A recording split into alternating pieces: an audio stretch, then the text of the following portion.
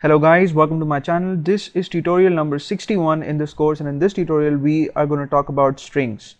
Now, a string in C is a one-dimensional array of characters, and just as you would work with a one-dimensional array of integers or a one-dimensional array of floats, you would work with the strings, right? So as you can see, using code blocks, I have saved a file and I've given it the name strings.c, and in this tutorial, through this program, we're going to see how we can declare a string and how we can display it on screen using printf function. And we're going to talk about a couple of more things, so let's just get right into this. And on line 1 in this file, I have the stdio.h header file. On line 2, I have the main function, and then between the curly braces for main, I have two executable statements. On line 4, I have declared an array of characters and I've given it the name str, and you can make out that the data type of this array is char, so all the elements in this array have to be characters, right? And I haven't specified the size of this array. I have left the square brackets empty, and then I have the assignment operator, and then I have typed in my string within a pair of double quotation marks. So this is the first thing that you need to know about strings, that whenever you work with them in C, you have to put your strings within a pair of double quotation marks, right? So single quotes won't work as they do with some other programming languages like PHP or Python. In C, if you're working with strings, and you have to put your strings between double quotes, right? So that's a rule and you have to remember that. And then I have my string, which consists of two words, hello and world, and there is a space character between the two words, and then I have the exclamation symbol at the end of the second word, which is world, right? And then I have the semicolon to terminate the statement. On the next line, I have the printf function that's going to display the string on screen, and I've used the %s format specifier.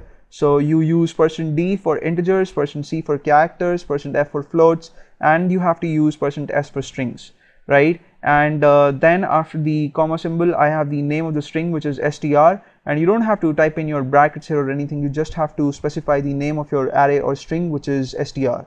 Right, so let me save the file, and when I click on build and run, I see that my string is displayed in the output window, which is hello world, right? And the exclamation symbol is there too. Now, another thing that we're gonna see in this tutorial is how we can know the size of this string, right? So how many characters this string contains. If you want to know that, then there are a lot of ways in which you can do that. And you can use a predefined method to do this. It's the strlen, or the string length method, and we're going to check that out in the next tutorial. In this tutorial, we're going to see how we can use the size of method to obtain the size of strings, right? So let me get another printf statement, and between double quotes, I'll get the new line escape sequence because I would want to display the size on a new line in the output window. And let's display a message first, like the size of the string is, and since the size is going to be a number, right, it's going to return the number of characters to us. We'll have to put in the %d format specifier to display the value of it, and then after the comma symbol, I'll type in size of, right? And then between parentheses for the size of function, I'll just specify the name of my string, which is str, and I'll put a semicolon to terminate this statement, save the file, and when I click on build and run, I see that in the output window, first on line 1, the string is displayed, which is hello world, and then on the next line, I get the message the size of the string is 13, right? So how come this string has 13 characters? Let's count the number of characters in this string. The word hello has got 5 characters, and then the word world has got 5 characters, so you add them up and you get 10.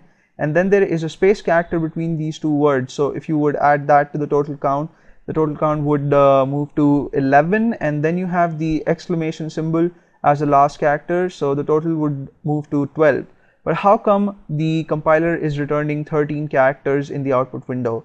It's because whenever you have strings in your programs and when you compile your programs, the compiler automatically adds a null character at the end of your strings, right? So over here, you would have a null character as a terminating character, and this would be added by the compiler to know where your strings are actually ending, right? So let me save this file and let me save the file and run the program, and you would see that the null character is not displayed on screen. And the null character, by the way, is a combination of two characters. You have the backslash and then the digit 0, right? So this combination is not displayed on screen, but if you would see that after adding this, the total size of the string moves to 14 from 13, right? So even though we've put a null character of our own at the end of the string, the compiler still needs to add one of its own to know where the string is actually terminating, right? So that's another thing that you need to know. So that's it for now. In the next tutorial, we are going to check out some string functions, and it's going to be fun.